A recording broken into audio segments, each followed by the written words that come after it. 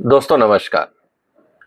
अगर आप भारतीय बैंकों से डील करते हैं तो आपको सचेत हो जाना चाहिए, और खासकर उन लोगों को जो बैंक से लोन लेते हैं, चाहे वो व्यापारी हैं, चाहे वो घर के लिए हैं, चाहे पर्सनल लोन है, किसी भी और तरह का अगर लोन लेते हैं तो आपको वीडियो पूरा देखना बहुत जरूरी है। इसलिए कि आरबीआई ने आज एक ऐसा सर्कुलर जारी किया है जिससे ये पता लगता है कि भारत जो कस्टमर्स हैं जो बैंकों से लोन लेते हैं उन किस तरह की धोखाधड़ी करते हैं।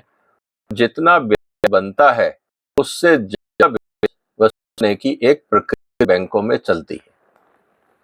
और इसमें अगर आप अज्ञानी हैं, आप अगर ध्यान नहीं दे रहे हैं और अगर आप रूल बुक को नहीं समझते हैं तो आप इस ट्रैप के शिकार हो सकते हैं, आपके साथ भी ये धोखाधड़ी हो सकती है। तो क्या आरबीआई ने इन बातों को ध्यान में रखकर गाइडलाइंस किस तरह के सुझाव दिए हैं, ये आज मैं आपके सामने रखने वाला। इसीलिए आगे बढ़ने से पहले आपसे निवेदन है कि आप इस वीडियो को शेयर करें और इस चैनल को सब्सक्राइब करें, क्योंकि जो मैं अब बताने जा रहा हूं हो सकता है कि जब बैंक से लोन लेने जाएं तो इन बातों का आप ध्यान नहीं रखते हैं, और नुकसान ये होता है कि जितना आपको देना होता है आप उससे ज्यादा दे देते हैं। और बैंक ऐसा क्यों करते हैं? ऑब्वियसली बैंकों को अपनी प्रॉफिटेबिलिटी इंप्रूव करनी है, अपनी बैलेंस शीट इंप्रूव करनी है। तो जैसा होता है कि आप सही या गलत फंडे अपनाते हैं ताकि आप अपनी बैलेंस शीट को अच्छा दिखा सके, और बैंक मैनेजर्स भी शायद यही करते हैं। चाहे इससे देश की जनता का और देश की इंडस्ट्री का नुकसान हो, उन्हें इनसे कोई फर्क नहीं पड़ता। तो आरबीआई ने किन बातों को ऑब्जर्व किया है वो मैं आपके सामने रखूंगा कि धोखाधड़ी जो बैंक करते हैं वो किस तरह से करते हैं।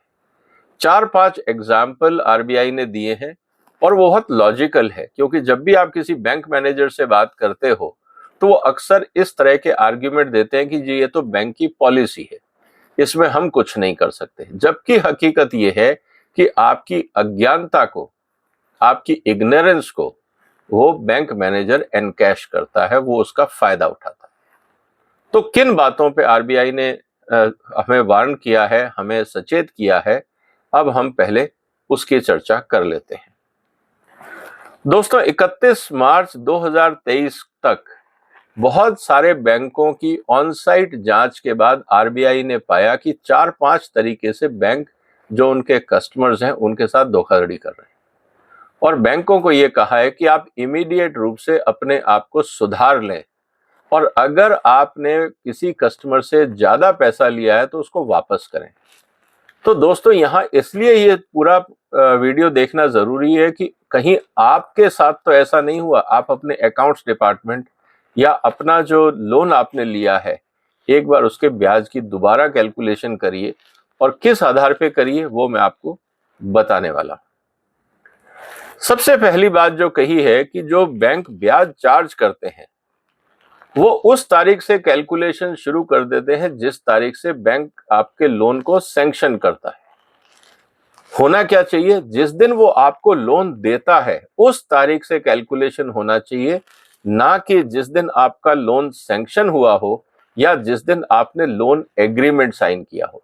अगर आपने बैंक से मान लीजिए लोन एग्रीमेंट साइन किया, आपने बैंक से पैसा नहीं उठाया, आप पे ब्याज नहीं लगेगा, ये आरबीआई की गाइडलाइंस है।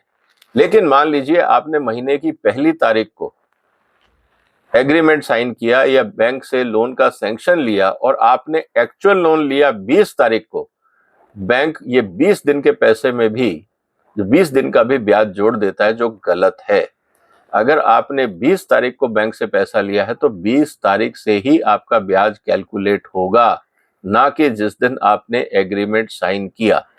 इस बात को आप ध्यान रखिएगा, और अगर बैंकों ने ऐसा किया है तो आप अपने पैसे की वसूली के लिए बैंक के पास जाइए, और अगर बैंक नहीं सुनता है तो उसकी कंप्लेंट आरबीआई को करिए।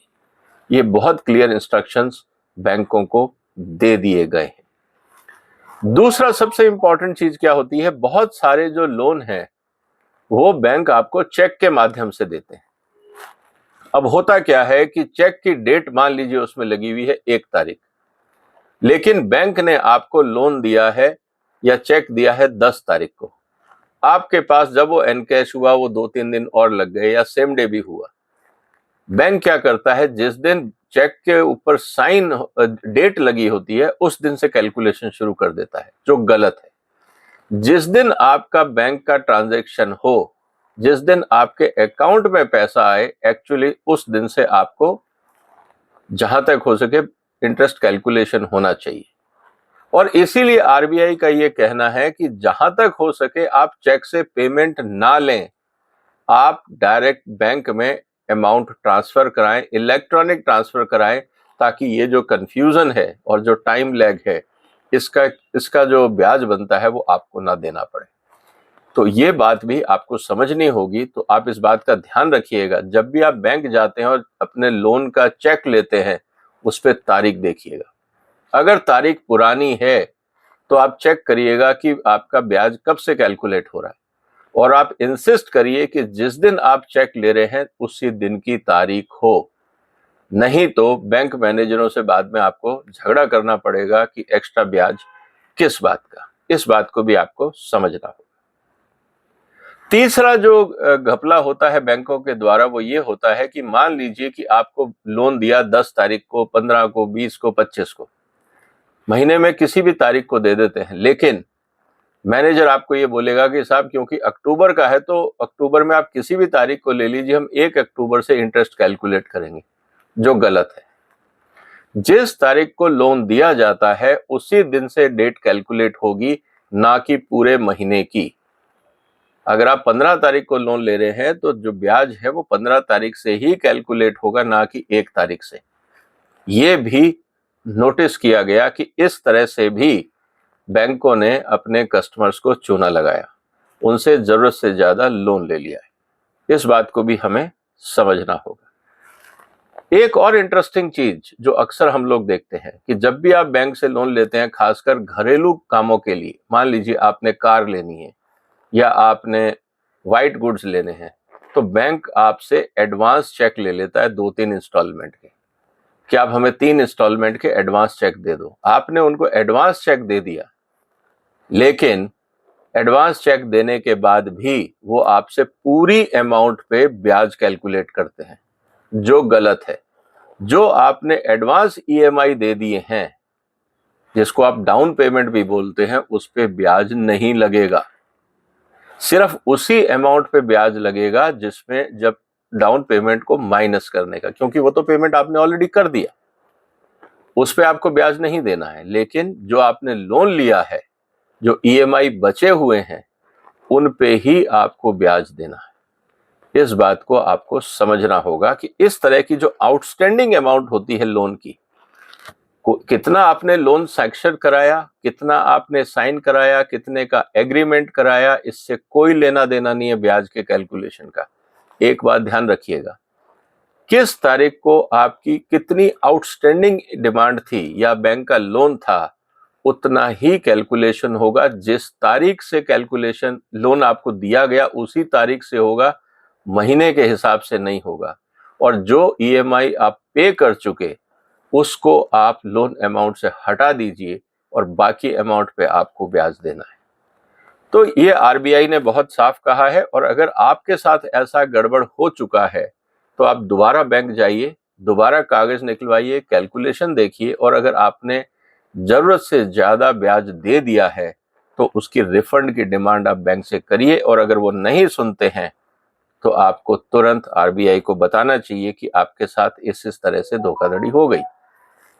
इसीलिए आरबीआई ने साफ साफ कहा है कि जहां तक हो सके आप चेक से दूर रहे, डिजिटल पेमेंट करें, क्योंकि उसमें डेट्स और टाइम सब कुछ एंटर्ड होता है, उसमें आप मैनिपुलेशन नहीं कर सकते। और सारे बैंकों को, सारे मैनेजर्स को, चाहे वो सरकारी बैंक हो, प्राइवेट बैंक हो, कोऑपरेटिव बैंक हो, या आपकी सहकारी बैंक हो, या आपके प्राथमिक या प्राइमरी कोऑपरेटिव सोसाइटीज हो, या गैर वित्तीय संस्थाएं, चाहे वो आपकी एनबीएफसीज हैं, चाहे कोई भी कंपनी है जो लोन देती है और ब्याज लेती है, जो भी आरबीआई के तहत आती है, जो भी संस्था, कोई ये नहीं कह सकता कि हम बैंक नहीं है, हम तो एनबीएफसी हैं। कोई फर्क नहीं पड़ता, कानून सबके लिए बराबर है। तो दोस्तों, इस वीडियो को अपने सभी दोस्तों में, परिवार के मित्रों में शेयर करिए और अपने परिवार में चर्चा करिए। अगर आप व्यापार में हैं तो जो आपका अकाउंट्स डिपार्टमेंट है उसको शेयर करिए, ताकि अगर आपका नुकसान हो रहा है इस तरह की इग्नोरेंस के कारण, आप उसको रोक सकें। और अगर आप ऑलरेडी पेमेंट ज़्यादा कर चुके हैं तो उनकी वसूली करें। पैसा आपका है, सचेत आपको रहना है, जागरूक आपको होना है। हमारा काम है आप तक सही जानकारी सही टाइम पे पहुंचाना। तो उम्मीद है दोस्तों ये जानकारी आपको पसंद आई होगी। इस वीडियो को शेयर कर लीजिए, इस चैनल को सब्सक्राइब करिए, क्योंकि ऐसी बहुत सारी मनी मैटर्स के संबंधित जानकारी आने वाले दिनों में मैं आपके लिए और लेके आने वाला हूं। चाहे वो स्टॉक मार्केट के संबंधित हो, चाहे वो बैंकिंग सिस्टम हो, चाहे वो इंश्योरेंस हो, म्यूचुअल फंड हो, पैसा आपका है, आपको जागरूक होना जरूरी है। आप इस वीडियो को शेयर करिए। फिर मुलाकात होगी एक और महत्वपूर्ण मुद्दे के साथ। तब तक अपना ध्यान रखिएगा। फिलहाल वंदे मातरम।